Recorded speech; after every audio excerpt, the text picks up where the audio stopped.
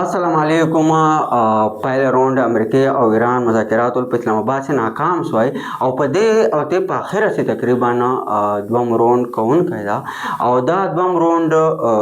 مذاکرات کامیابی چانس هسته. هغه به تاسو اندازه ولګي چې ټرمپ کوم ډیمانډونه کړي وو له ایران چې دا به ما سره منې ټرمپ له هغو ډیمانډونه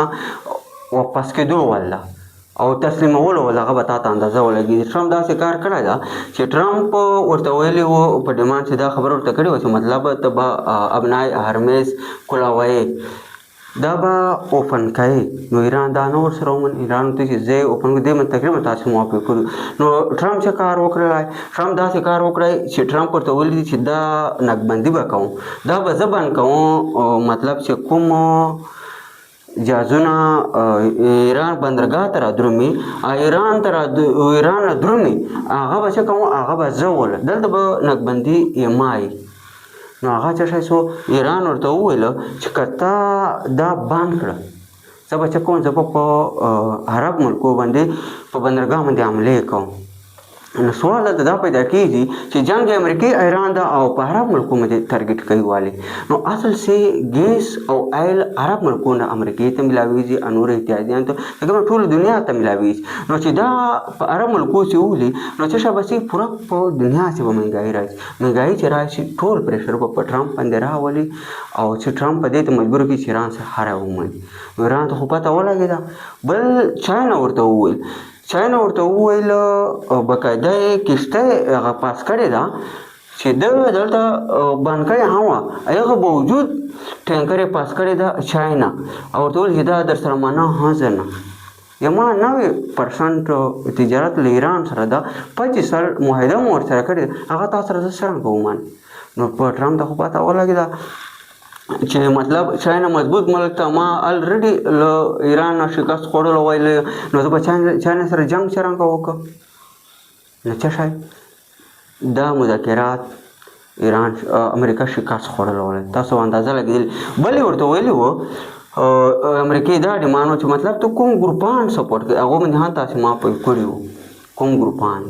او ایران سپورټ کوي والي او هغه ګروپان دي چې هغه ورته ویلي وو چې مطلب ته بدانه سپورټ کوي نو دې سه ها الریډي ناکامول ولدي.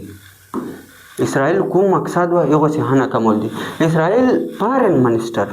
دا خبره کړې ده کین ټو ریچ پیس مطلب موږ اراده لرو لبنان سره چې کوم ګروپ ذاتی بلاول چې مطلب اراده امن لرو دا یې ورته ولي نارملایز وذ لبنان چې مطلب موږ شد کومه شدت سره عملي کوله هغه هن غواړو. تاسو باندې اندازه لګیدلی چې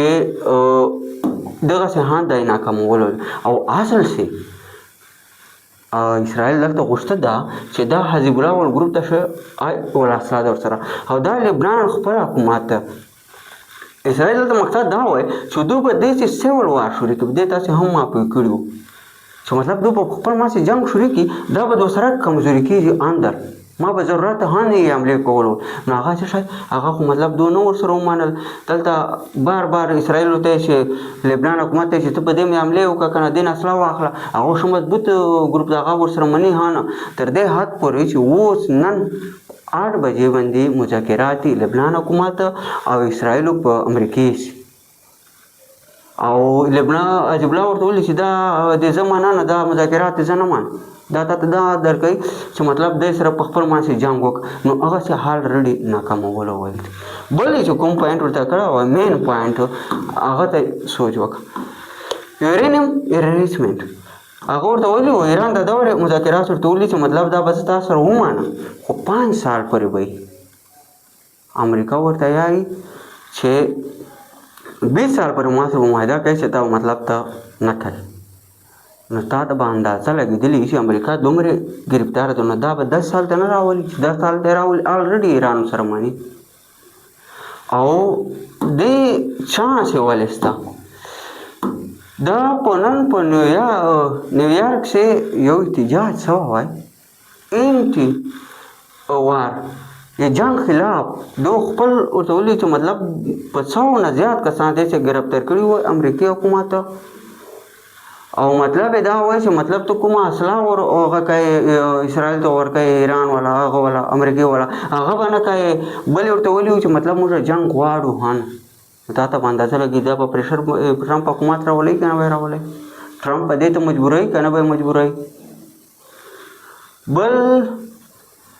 چې کوم هغه ده دغو کومه دفاع معاهده ورته کړې ایټلي هغه باقاعده دفاع معاهده له اسرائیل سره ختم کړه نو ته سوچ وکړه چې اسرائیل ها یې تنها کول ول ده او امریکا ها یې تنها کول ول ده امریکې آلریډي خپل اتحاد ته دا ویلي وو چې ما سره په دې بلاکولو سې هیلپ وکړو چاینا نه هم مطالبه کړې نو آلریډي چې کوم نیټورک هغه انکار ورته وکړلی کوم نور چاینا ده چین ده هغه انډیا نور داسې ملکونه چې دي جنوب کوریا هغو انکار وکړ چې دې سره مورنۍ اسټریلیا شوه نو تا ته به اندازه لګېدلي چې مطلب مذاکرات یې کامیابولي ځکه ټرمپ داسې حد ته راغلی ده چې ټرمپ ته پته لګېږي چې مطلب ما حکومت غورځولو ول ده اسرائیل ده